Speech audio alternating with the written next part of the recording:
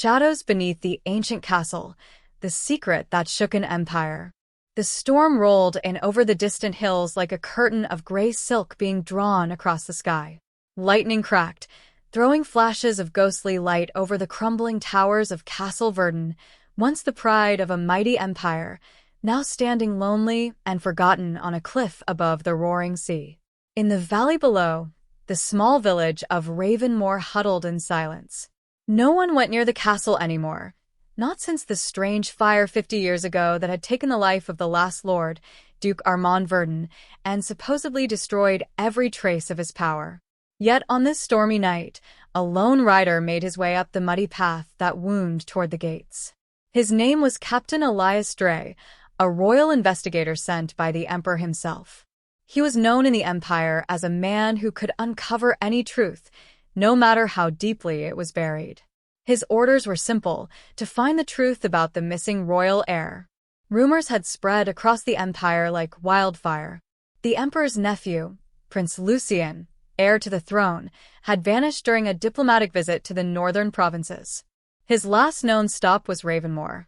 And now whispers said that the boy's trail ended at the old Verdan castle, the same place where history had buried another tragedy long ago. As Elias reached the gates, the wind howled through the rusted iron bars.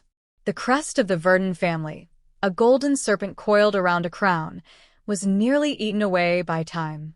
He dismounted, lantern in hand, and pushed the heavy gate. It creaked open with a cry that echoed into the night. Inside, the courtyard was overgrown with weeds and ivy. The cobblestones were cracked, and the grand staircase leading to the main doors was half collapsed. Yet, despite the ruin, something about the castle felt alive. Elias thought he heard faint voices, whispers riding the wind. He paused. Old stones remember too much, he muttered to himself and entered. The air inside was cold and heavy, filled with the smell of dust and rain seeping through the roof. His lantern flickered across faded tapestries showing battles, royal banquets, and a woman's face, that seemed to follow him wherever he moved. Her eyes were hauntingly real, painted with such depth that Elias felt a shiver crawl up his spine. He looked closer at the inscription below the portrait. Lady Celine Verdan, Duchess of Shadows. A strange title, Elias thought. He had read about her in the royal archives, a woman of intelligence and charm, but also one accused of witchcraft and treason during the fall of the Verdan family. The records said she had died in the fire with her husband. But the way her painted eyes glimmered in the lantern light made Elias doubt the certainty of any written word. From the darkness behind him, a voice spoke softly. "You shouldn't have come here, Captain." Elias spun around, his hand on his pistol. A woman stood at the far end of the hall, holding a candle. Her face was pale, her hair silver despite her youthful posture. Her long gray cloak brushed the floor as she stepped closer. "Who are you?" he demanded. "I am Mara, the keeper of this ruin," she said quietly. "No one else lives here now. The castle belongs to the past, and the past does not take kindly to intruders." "I'm not here for ghosts," Elias replied. "I'm here for the truth." Mara studied him for a long moment. "Then you may find both. They are the same thing in this place." She turned, motioning for him to follow. The echo of her footsteps led him down a narrow corridor lined with old portraits. As they walked, Mara spoke in a low tone. "Long ago, this castle was not only the seat of the Verdans, it was the heart of the empire's secrets. The Duke and Duchess were trusted by the Emperor himself. But something happened here, something that made even the Emperor turn against his own blood." "What happened?" Elias asked. "No one knows for certain," Mara said. "Some say they discovered something beneath the castle, something not meant for mortal eyes. Others believe they were betrayed from within." They reached a door at the end of the corridor. Its wood was blackened with soot. Mara pressed her hand against it. This was the Duke's study. It burned the night the castle fell. Elias stepped inside. The room was half destroyed, the ceiling collapsed in one corner, and the remains of a desk sat in the center. He crouched beside it and found the charred remains of a journal, the leather cover barely holding together. As he opened it carefully, faint words emerged, ink faded but legible enough to read. The key lies beneath the serpent. If I fail, the truth will burn with me. Forgive me, Celine. Elias frowned. The serpent. He looked around until his eyes landed on the family crest carved into the stone fireplace, a serpent coiled around a crown. He approached it, ran his fingers along the serpent's tail, and felt something odd. One of the scales was loose. He pressed it. A deep click echoed through the room.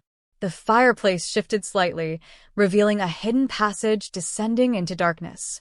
Cold air wafted from below, smelling faintly of damp earth and something older, something metallic and sharp. Mara's candle flickered violently. "You've opened it," she whispered. "What lies below?"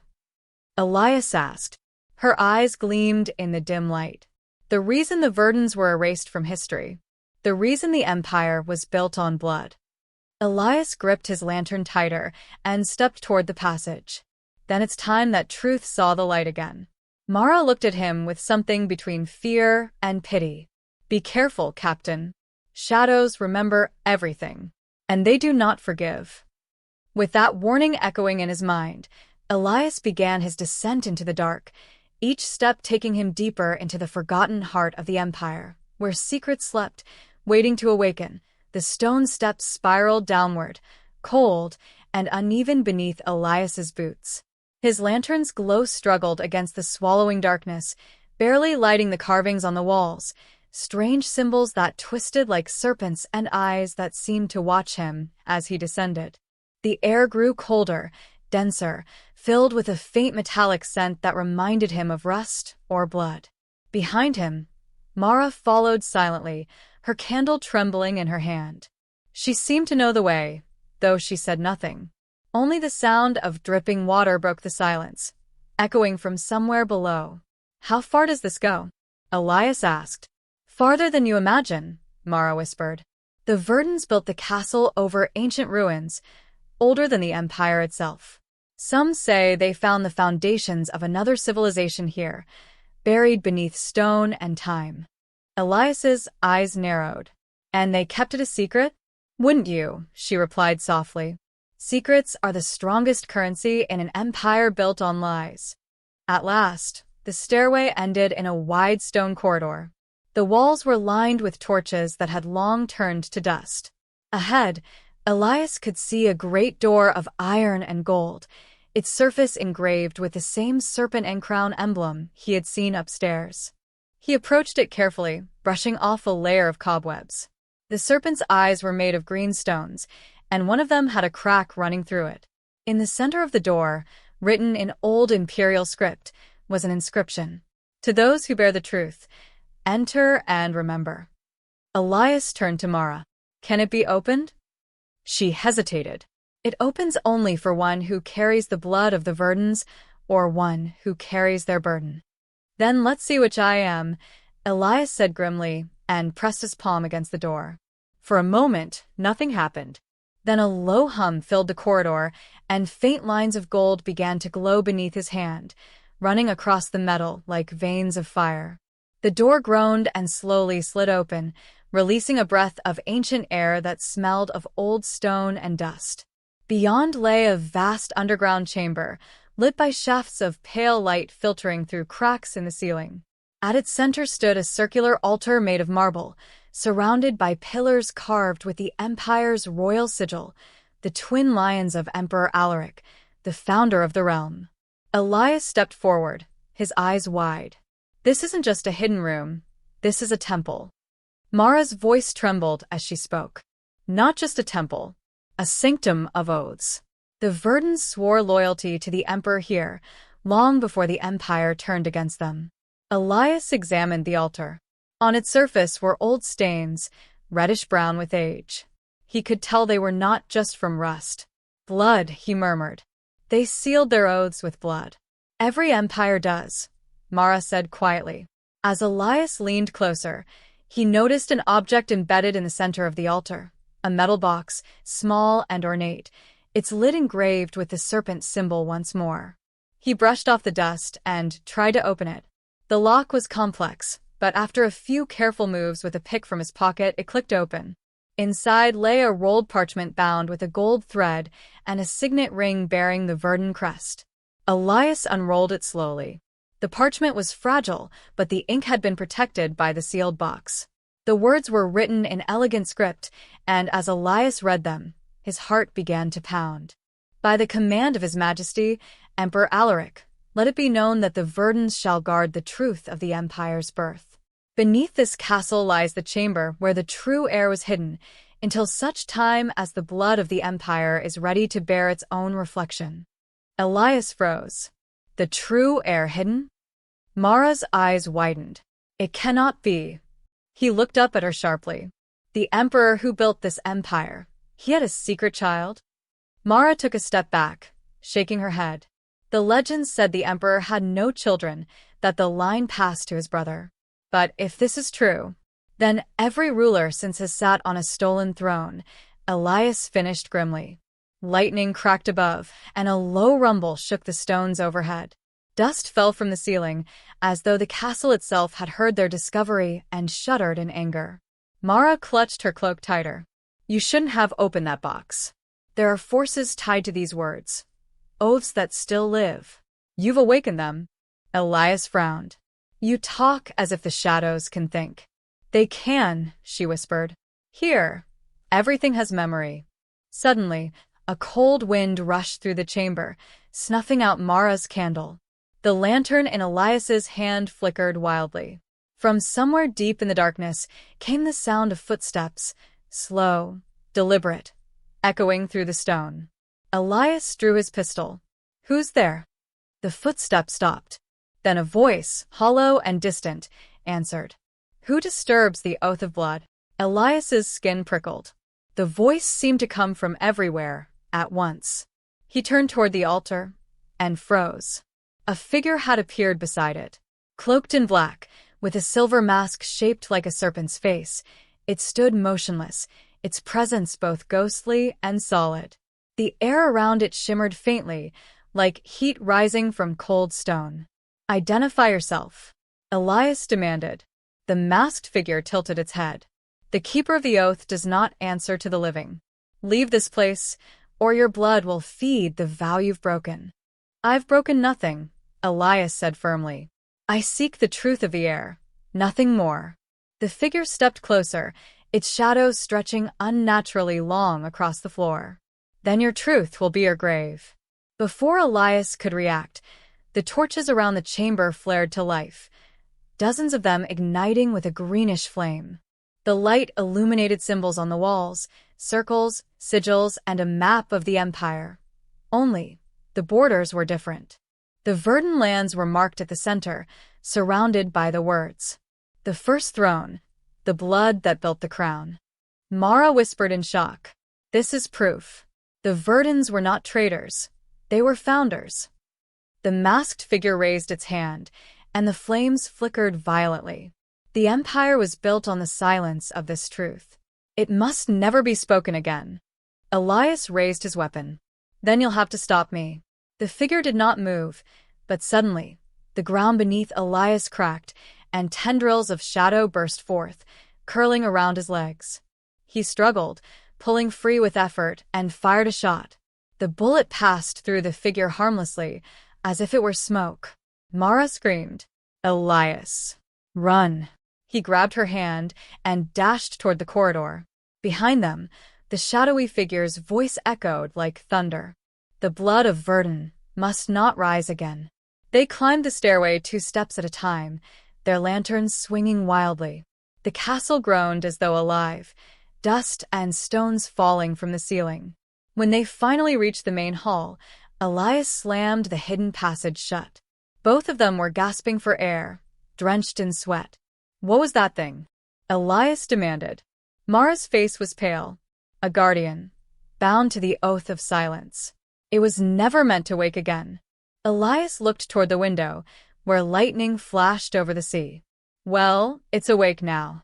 And it's guarding something the Empire tried to erase. He looked at the parchment still clutched in his hand. The truth didn't die with the Verdans. It's still here, buried beneath lies. Mara met his gaze, her expression troubled. And now that you know it, Captain. They'll come for you too. The ones who still serve the false throne. Elias's jaw tightened. Then let them come. I've never been afraid of shadows. Outside, the storm howled louder, shaking the castle's broken towers. Somewhere deep below, in the darkness of the sealed chamber, the green flames flickered once more, then vanished, as if swallowed by the earth itself. But the whisper remained, a faint, chilling murmur that carried through the stones.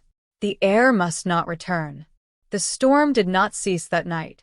It battered the old walls of Castle Verdan as if the heavens themselves were trying to tear the truth back into silence. Elias and Mara found shelter in what remained of the Duke's old library, a vast, circular room where torn books and broken shelves lay scattered across the floor. The wind moaned through the shattered windows, carrying faint echoes that almost sounded like voices.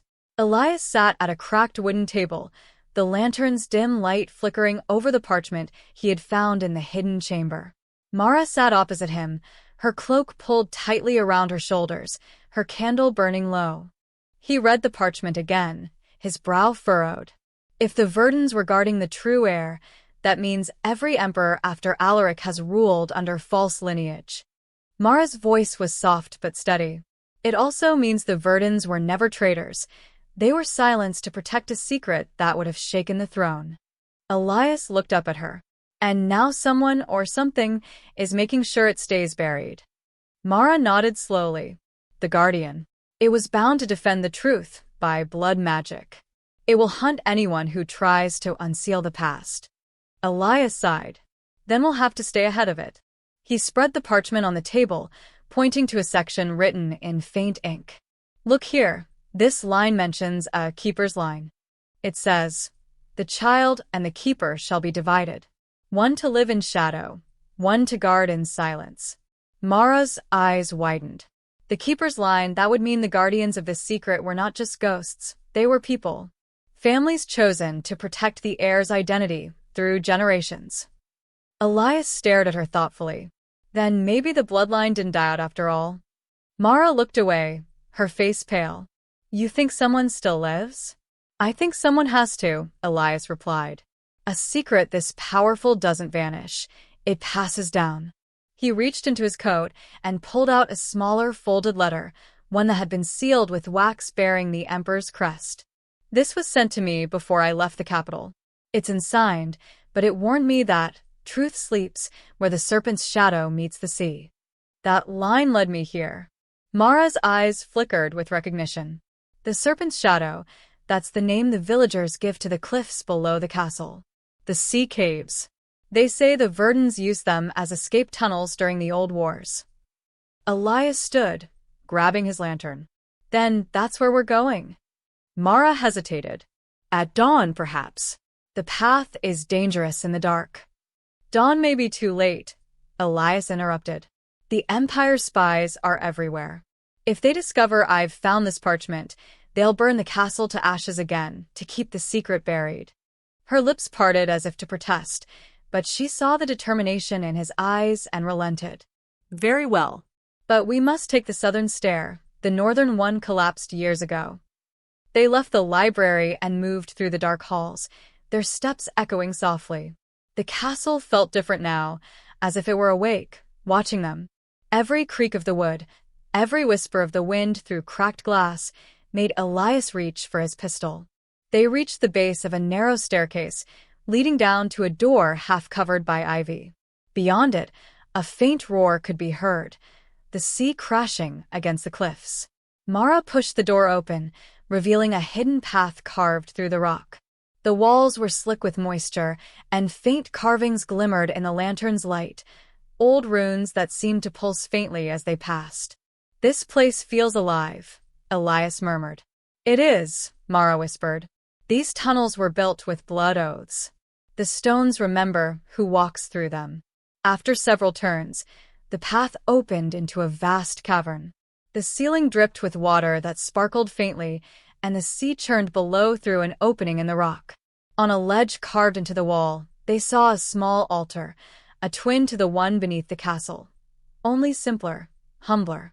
Upon it rested a locket, golden and shaped like a serpent biting its own tail. Elias approached it slowly. Another symbol of the Verdans. Mara's breath caught. That locket? I've seen it before. Elias turned to her. Where? She hesitated, then looked away. With a woman in the village. An old healer named Clara. She's lived in Ravenmoor all her life. Some say her family served the Verdans generations ago. Elias's eyes sharpened. Then she may be the last link to the truth. Suddenly, the ground trembled, and a cold gust swept through the cavern. The waves below surged higher, crashing violently against the rocks. A low hum filled the air, the same haunting sound they had heard in the chamber below. Elias drew his pistol. Not again.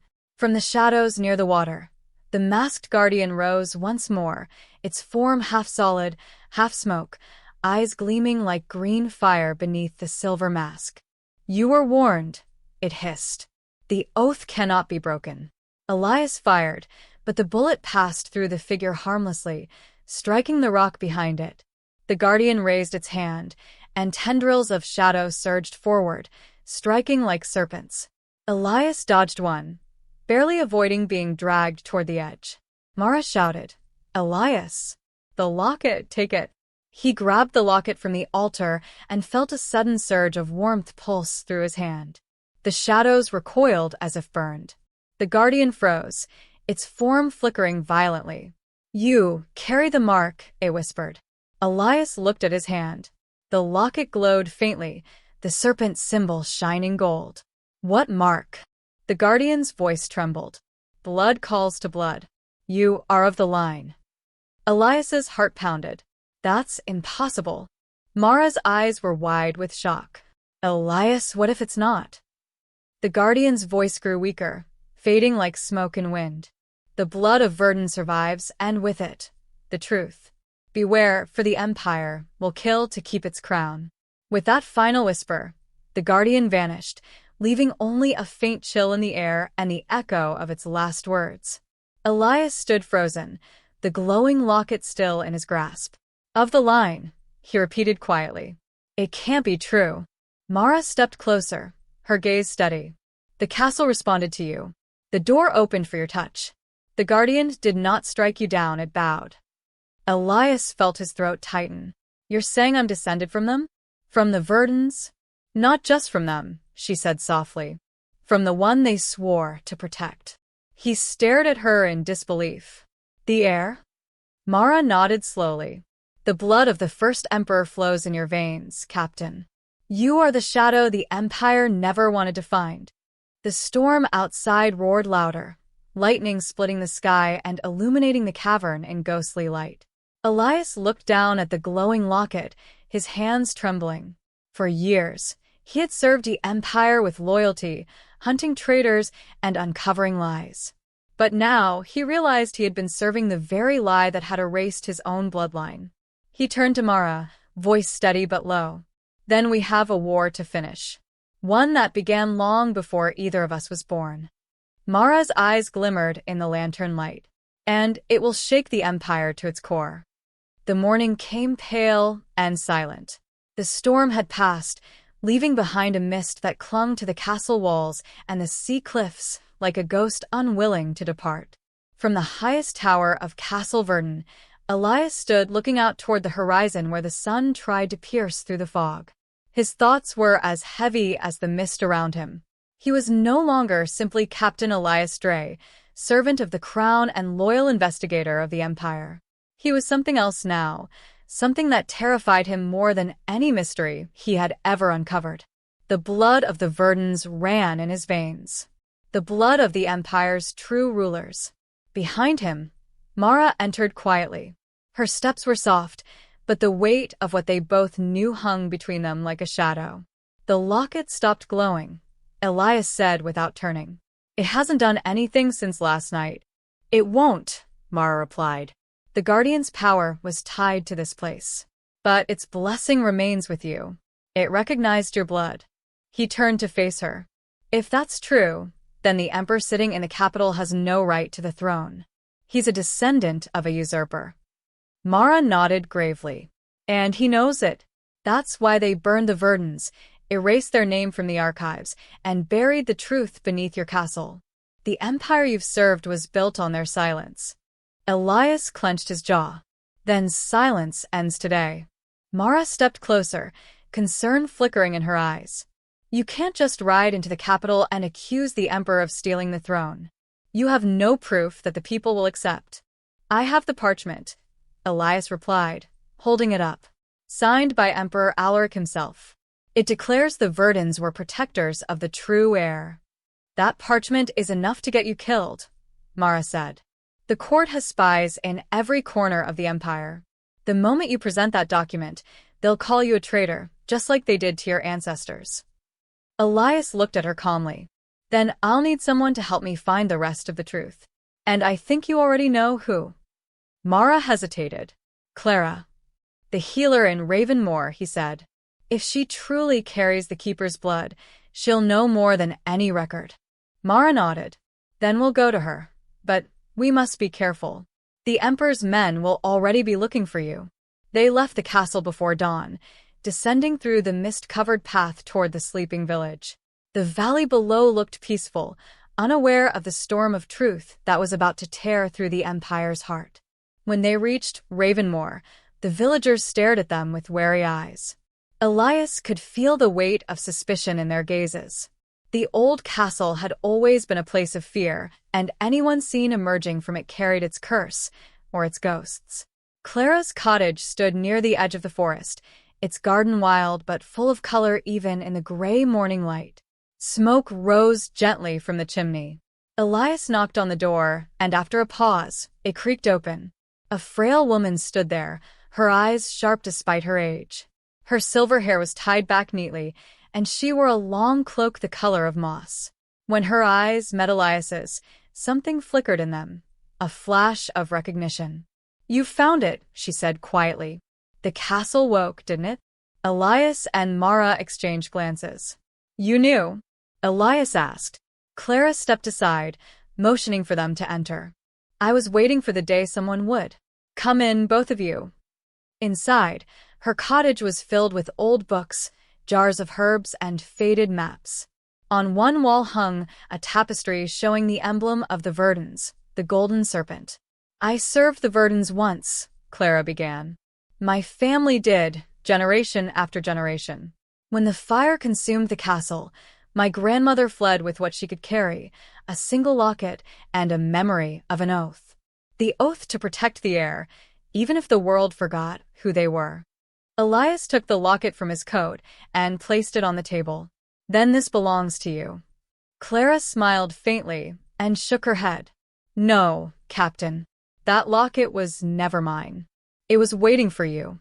Elias frowned. You mean? Yes, she interrupted softly. You are the last of the line. I see it in your face. You have the eyes of Celine Verdan and the strength of her husband, Armand. You were never meant to serve the Empire. You were meant to lead it. Elias fell silent, unable to find words. The truth felt too large, too heavy. For years, he had fought for justice under a false banner. Now, that banner was stained with the blood of his own family. Clara's tone grew grave. But know this, if you reveal who you are without proof the people can see, the Empire will crush you before you ever speak. You need more than a parchment. You need their belief. Mara leaned forward. Then how do we get it? Clara turned to the fireplace and pulled from behind it a small wooden box. She opened it, revealing an ornate seal, old and golden, marked with the original imperial crest, 2 lions and a serpent entwined. This, Clara said, is the true seal of Emperor Alaric. It was taken from the palace the night the Verdans were betrayed. If the people see this seal, and the document you carry, they'll know your claim is real. Elias took the seal carefully. It was cold to the touch, yet it seemed to pulse faintly, as though alive. Then it's time to go to the capital, he said. Clara nodded slowly. But beware. The moment you enter those walls, every shadow will turn against you. The Emperor has ruled through fear, not truth. He will not surrender easily. That night, they rode through the forest under the pale light of the moon. The capital, Aurelian, lay 3 days' journey away. Along the way, they saw the empire's decay, villages overtaxed, soldiers patrolling fields like jailers, and peasants whispering about rebellion. "The empire is rotting," Mara said as they passed through a burned village. "Your truth may be the spark that burns it down, or the one that rebuilds it," Elias replied. By the time they reached the outskirts of Aurelian, dawn had just begun to break. The golden spires of the imperial palace rose above the city, like spears piercing the clouds. Guards stood at every gate, their banners fluttering in the wind. Elias concealed the locket and the seal within his cloak. "We'll need to find a way inside the palace without alerting the court," he said. Mara nodded. "I have a contact in the capital, an old friend in the royal archives. He may help us reach the throne room unnoticed."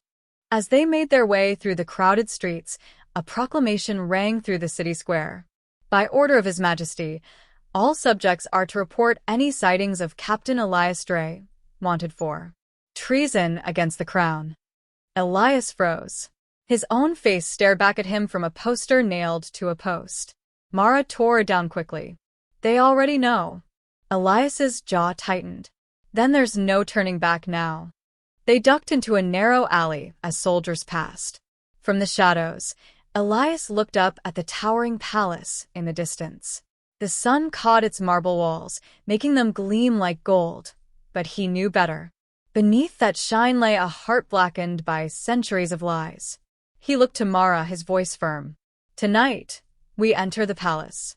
Tomorrow, the Empire learns the truth." Mara met his gaze and nodded. "And when it does, nothing will ever be the same again." Night fell over Aurelian, cloaking the golden city in darkness. The grand spires of the imperial palace shimmered faintly under the moonlight, their tips glowing like blades against the night sky. Inside those marble walls, the truth that had been buried for centuries waited to resurface, and with it, the fate of an empire.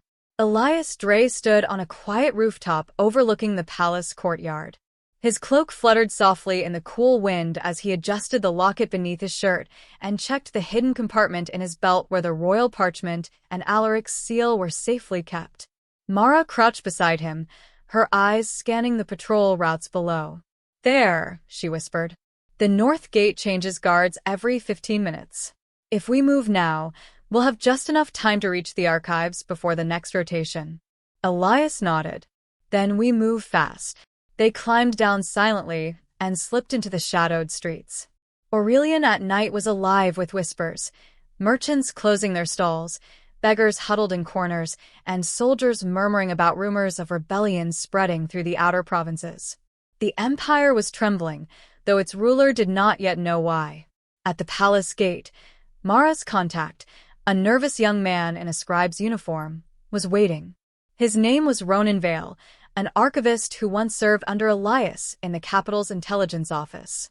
"Captain Dray," he said in a low, hurried voice, "you shouldn't be here. The whole city's hunting you. The emperor's declared you a traitor and a heretic." Elias smiled grimly. "Good. That means I'm close to the truth." Ronan swallowed hard.